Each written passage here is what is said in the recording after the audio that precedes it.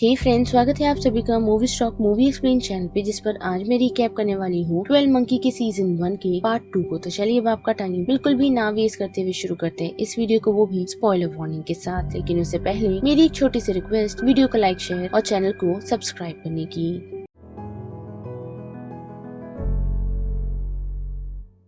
जैसे कि last episode में हमने देखा कि कोल और कैसी को इस बारे में पता चल गया था कि ये सारी चीजें 1987 से ही शुरू हो गई थी, जिस वजह से वो लोग डिसीजन लेते हैं कि उन लोगों को उसी ईयर में जाकर 12 मंकीज को रोकना होगा। पर बात करें डॉक्टर कैटरीना की, तो उन्हें पता चलता है कि उनकी जो टाइम मशीन है उसका एनर्जी कोर धीरे धीरे कम होता जा रहा है, जिस वजह से उन्हें नए एनर्जी कोर की जरूरत पड़ेगी, जिसके लिए वो राम सिंह और अपनी एक साथी को पास ही के मिलिट्री कैंप में जाने के लिए कहती है, जहां उन्हें कर्नल फॉस्टर से जाकर मिलना है, जिसके पास ही उन्हें ये एनर्जी कोर मिलेगा। और ये इन्फॉर्मेशन डॉक्टर कैटरीना को इसीलिए पता है क्योंकि वो पहले कर्नल के साथ काम कर चुकी है, जिनके साथ ही मिलकर वो टाइम मशीन बना रही थी। लेकिन कर्नल ने उन सारे एक्सपेरिमेंट्स को खुद का बताते हुए उसे उस प्रोजेक्ट से ही बाहर कर दिया, जिस वजह से उसे ये सारे काम अकेले और उन सभी से दूर रहकर करने पड़े। और अब उन्हें एनी हाउ वो एनर्जी कोर चाहिए, जिसके लिए राम से उसके साथी के साथ सीधा फॉस्टर के पास आ पहुंचता है, जिनसे वो एनर्जी सोर्स के लिए बात तो करता है, पर अनफॉर्चुनेटली फॉस्टर उन्हें मना कर देता है, ये कहते हुए कि वो लोग बीमारी का इलाज यहीं पर ढूंढ रहे हैं, जिसके लिए उन्हें एनर्जी कोर की काफी जरूरत है। जिस वजह से राम से परेशान हो जाता है और मिलिट्री कैंप से जब बाहर जा ही रहा होता है तो उसकी मुलाकात उसकी पुरानी गर्लफ्रेंड अमेंडा से होती है, जो उसे एक शॉकिंग बात बताती है कि उसकी राम से अलग होने के बाद उसे पता चला कि वो प्रेग्नेंट है, जिस वजह से उसने एक लड़की को जन्म दिया जो अब काफी बड़ा हो चुका है, जिसे देख राम से थोड़ा भावुक हो जाता है। वही बात करें डॉक्टर कैटरीना की, तो हम देख पाते हैं कि वो फॉस्टर से खुद बात करने के लिए पहुंची है, ताकि उसकी मदद से वो उस एनर्जी कोर को पा सके। पर अनफॉर्चुनेटली फॉस्टर उसकी कोई भी बात नहीं मानता और उसे यही कहता है कि उसे दवाई बनाने के लिए उस एनर्जी कोर की ज्यादा जरूरत है, जिस वजह से ना चाहते हुए डॉक्टर कैटरीना वहाँ से चली जाती है। और हम देख पाते हैं कि राम से जो अपनी फैमिली से मिल काफी ही खुश है, जिस वजह से वो सभी लोगों को ये मनाने लगता है कि शायद टाइम ट्रेवलिंग से वो लोग कुछ कर ना पाए, जिस वजह से उन्हें फॉस्टर पर भरोसा रखना चाहिए कि वो कोई ना कोई जरिया यानी कि दवाई बना लेगा। पर अकॉर्डिंग टू कैटरीना, उनका मानना ये है कि अगर दवाइयाँ बननी थी तो वो कब की बन गई होती, जिस वजह से ना चाहते हुए उसे मिलिट्री कैंप पर हमला करवाना होगा और उस एनर्जी कोर को हासिल करना होगा। और उसकी उन बातों से घबरा कर राम से सीधा अपनी गर्लफ्रेंड के पास पहुँच उसे अपने साथ चलने के लिए कहता है। और वही हम देख पाते हैं कि डॉक्टर जोन्स के लोग डॉक्टर जोन्स के साथ फॉस्टर के वहाँ पहुँच चुके हैं, जिससे वो एक आखिरी बार फॉस्टर से उस एनर्जी कोर की बात करती है, पर फिर भी फॉस्टर नहीं मानता, जिस वजह से डॉक्टर जेम्स उसे खत्म कर देती है और उसके लोग मौजूदा लोगों को खत्म करना शुरू करते हैं। और सीधा एनर्जी कोर के पास पहुँच डॉक्टर जोन्स उसे अपने साथ ले जाने का ऑर्डर देती है। लेकिन उसी के साथ हम नोटिस कर पाते हैं कि डॉक्टर जोन्स ने फॉस्टर के रिसर्च पेपर को जला दिया है, जो दवाइयों पर काम कर रहा था। साथ ही अपनी ठिकाने पर पहुंचकर उन्हें पता चलता है कि कोल वापस आ चुका है, जिसकी आते ही बात रामसे से होती है, जो उसे ये सारी चीजें रोकने के लिए कह रहा है, क्योंकि अगर उसने सारी चीजें ठीक करने की कोशिश की तो उसकी वाइफ और बेटे का अस्तित्व मिट जाएगा, जो ऐसा करना नहीं चाहता। और उसके अकॉर्डिंग दवाइयाँ बन रही है तो उन्हें थोड़ा वेट करना होगा, यानी कि वो लोग इन सारी चीजों को रोक दें और जो आउटब्रेक हुआ था उसे होने दिया जाए। पर अकॉर्डिंग टू कोल वो ऐसा करना नहीं चाहता, क्योंकि अभी वो 2017 से लौटा है, जिसने काफी लोगों की मौत देखी है, जिस वजह से राम से जुड़ जाता है और उसके वहाँ से जाते ही उस इंजेक्शन को उठा लेता है, जिसकी मदद से कोल ट्रेवल कर रहा था। और साथ ही पूरे लैब में आग लगाते हुए सीधा अपनी वाइफ के पास पहुँच उसे ये बताता है कि वो ये सारी चीजें उसके और उसके बच्चे के लिए कर रहा है, जिसके साथ साथ वो कोल को पास में ट्रेवल करने नहीं देगा, ताकि उनका एग्जिस्टेंस मिटे ना और ये सारी चीजें एज इट इज रहे। और उन्हें बात करते हुए हम देख पाते हैं कि 12 मंकीज के लोग नोटिस कर रहे हैं, जो इस दशक में भी मौजूद है। साथ ही कोल की हालत ठीक नहीं, जो डॉक्टर जोन्स नोटिस करती है और इंजेक्शन लाने के लिए अपने साथियों को रामसे के पास भेज देती है। लेकिन वही हम देख पाते हैं कि रामसे की मुलाकात 12 मंकी के लोगों से हुई है, जिसमें और कोई नहीं बल्कि जेनिफर शामिल है, यानी कि जेनिफर उन्हें लीड कर रही है और साथ ही वो रामसे को अपने साथ ज्वाइन होने के लिए कह रही है, क्योंकि उसके अकॉर्डिंग रामसे उनके काफी काम आने वाला है। साथ ही हम ये भी देख पाते हैं कि इंजेक्शन को ढूंढते हुए डॉक्टर जेम्स के लोग इंजेक्शन ढूंढते वक्त गलती से अमेंडा को शूट कर देते हैं और ये बात जैसे ही रामसे को पता चलती है तो वो काफी चिढ़ जाता है और ये डिसीजन लेता है कि वो अपने अब बेटे को बचाएगा और उसकी एग्जिस्टेंस को खत्म होने नहीं देगा। जिसके बाद वो इंजेक्शंस लेकर सीधा लैब पर आ पहुंचता है जो उसकी एक चाल थी और वो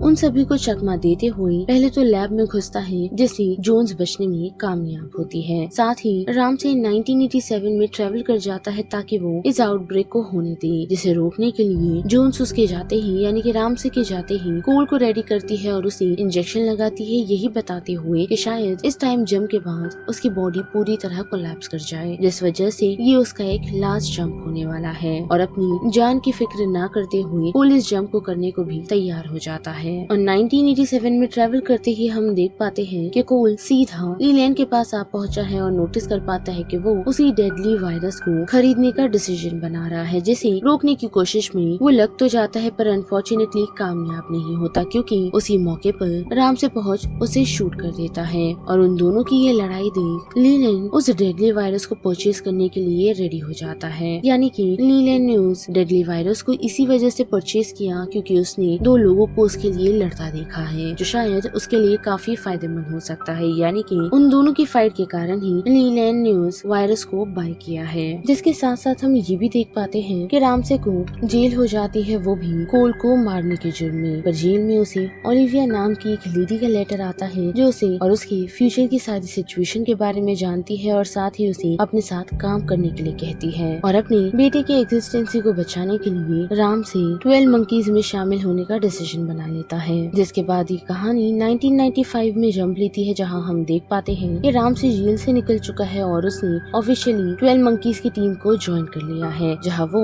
उन्हें कोल की हर एक स्टेप्स के बारे में बताता है कि वो किस किस ईयर में ट्रैवल करने वाला है और उसे क्या क्या कॉन्सिक्वेंसेस हो सकते हैं। जिस वजह से ही वो लोग आज तक उसे रोकते आए हैं, क्योंकि रामसे को कोल के टाइम जंप के बारे में पता था, जिस वजह से ही वो लोग अपने इस प्लान में सक्सेस हो पाए। लेकिन रामसे से गलती वहाँ हो गई जहाँ उसने कोल को मारने की कोशिश की और उसके अकॉर्डिंग उसने उसे खत्म कर दिया, पर अनफॉर्चुनेटली उस सिचुएशन पर कोल सरवाइव कर गया था, जिसे वक्त रहते डॉक्टर जोन्स ने कोल को इस टाइमलाइन से सीधा 2015 के टाइमलाइन में ट्रांसफर कर दिया ताकि वो उसकी जान बचा पाए। और हम देख पाते हैं कि कोल की वहाँ मुलाकात कैसेंड्रा से होती है, जिसे वो अपने फ्रेंड के टाइम जंप की सारी इन्फॉर्मेशन दे देता है और ये भी कि उनका प्लान उसके कारण कामयाब नहीं हो पा रहा था। लेकिन कोल की हालत ठीक नहीं, जिस वजह से कैसेंड्रा सीधा डॉक्टर जोन्स को ढूंढ निकालती है और उसे सारी सच्चाई बताती है, जिस कारण जोन्स उस पर भरोसा करती है और वो कोल की हेल्प करने के लिए उसके पास आ पहुंचती है। लेकिन उसे बचाने का फिलहाल एक ही तरीका है, वो भी उसकी पुराने वर्जन की बॉडी में से ब्लड उसकी बॉडी में ट्रांसफर करना, क्योंकि रेडियो एक्टिव का उसकी बॉडी पर और साथ ही उसके खून पर काफी असर हुआ है, जिस वजह से वो सभी इस टाइमलाइन के कोल के पास जाने का डिसीजन बनाते हैं, जो इस समय काफी छोटा है। और फाइनली उसके घर का पता लगाने में वो लोग कामयाब होते हैं, जिसके बाद कोल के फादर से बात कर उन्हें समझाने में भी कामयाब होते हैं कि वो उसकी यंगर वर्जन को बचाने के लिए यहाँ आए हुए हैं, जिस वजह से वो भी मान जाते हैं और छोटी जेम्स की बॉडी से ब्लड निकाल कर कुछ समय एल्डर जेम्स अपने फादर के साथ बिताता है, क्योंकि उसे पता है कि इसी ईयर में उसके फादर की डेथ होनी है। साथ ही हम ये भी देख पाते हैं कि केसी जब कुछ समय के लिए बाहर जाती है तो उसकी मुलाकात एरॉन से होती है, जो उसे अपने साथ जबरदस्ती ले जाने की कोशिश कर रहा था, जिस वजह से उसे समझ आ जाता है कि एरॉन शायद 12 मंकीज के साथ मिल चुका है, जिस वजह से वो उसे धक्का देकर वापस जेम्स के घर लौट ही रही होती है तो उसकी नजर होमरे पेलिडो पे पड़ती है, जो उसका पीछा कर रहा है, जिस कारण वो जेम्स के घर पहुंच उसकी यंगर वर्जन और जेम्स को वहां से लेकर निकलने का डिसीजन बना लेती है। वही दूसरी तरफ जेम्स के फादर उन्हें रोकने के लिए उन्हें कुछ टाइम देने का डिसीजन बनाते हैं, पर अनफॉर्चुनेटली वो उस हमले में मारे गए थे। और उसी लोकेशन पर हम देख पाते हैं कि जेम्स ने खुद की बॉडी में अपने यंगर वर्जन का ब्लड इंजेक्ट किया था, जिस वजह से ब्लास्ट हुआ था और उस ब्लास्ट के कारण ही वो सभी वहाँ से बचने में कामयाब हुए हैं और साथ ही कोल की हालत में काफी सुधार है। जिसके बाद क्या जोन्स और कैसेंड्रा कोल की यंगर वर्जन को एक अनाथ आश्रम में छोड़ देते हैं ताकि वो अपनी जिंदगी नए सिरे से शुरू कर सके। लेकिन बात करें जेम्स की, यानी कि यंगर वर्जन जेम्स की, तो उसे जोन्स ये बताती है कि फिलहाल अब वो टाइम ट्रेवलिंग नहीं कर पाएगा, क्योंकि उसका ब्लड रीजनरेट हुआ है, जिस वजह से उसे इसी ईयर में रहकर सारी इन्फॉर्मेशन कलेक्ट करनी होगी, जिस कारण वो लोग एरॉन को पकड़ने का डिसीजन बनाते हैं और उसे इन्फॉर्मेशन निकालने का भी, जिसमें वो लोग कामयाब भी होते हैं और उससे उन लोगों को ये पता चलता है कि 12 मंकीज ने कुछ बच्चों को अपनी फैसिलिटी में रखा हुआ है, जो उनका मेन प्लान है, पर वो उन लोगों को लोकेशन नहीं बताता और चालाकी करते हुए खुद खुद का हाथ छुड़ाने में कामयाब होता है, जिस वजह से वहाँ उन लोगों के बीच फाइट हो जाती है और उस फाइट के कारण उस लोकेशन पर आग लग जाती है, जिससे अनफॉर्चुनेटली एरॉन बचकर निकल नहीं पाता। पर कैसेंड्रा और कोल वहाँ से निकलने में कामयाब होते हैं, जिसके बाद कैसेंड्रा उसे बताती है कि उसने उस बच्चों की फैसिलिटी के बारे में पता लगाया है और उसे पता चला है कि लीलैंड ही उन सभी बच्चों को यानी कि उस फैसिलिटी को फंड कर रहा है जिसे लीड उसकी बेटी जेनिफर कर रही है, जिस वजह से वो लोग जेनिफर की कुछ मीटिंग्स को या फिर हम कह सकते हैं कि कुछ इवेंट्स को अटेंड करते हैं, जहाँ उन लोगों की मुलाकात रामसे से भी होती है, जो फिलहाल 12 मंकीज के लिए काम कर रहा है। जिसके साथ साथ उन्हें ये भी खबर लगती है कि रामसे ने टाइम ट्रेवलिंग मशीन बना ली है, जिसकी मदद से वो वापस फ्यूचर में जाने वाला है ताकि वो सारी चीजें होने से वो रोक दे। जिस वजह से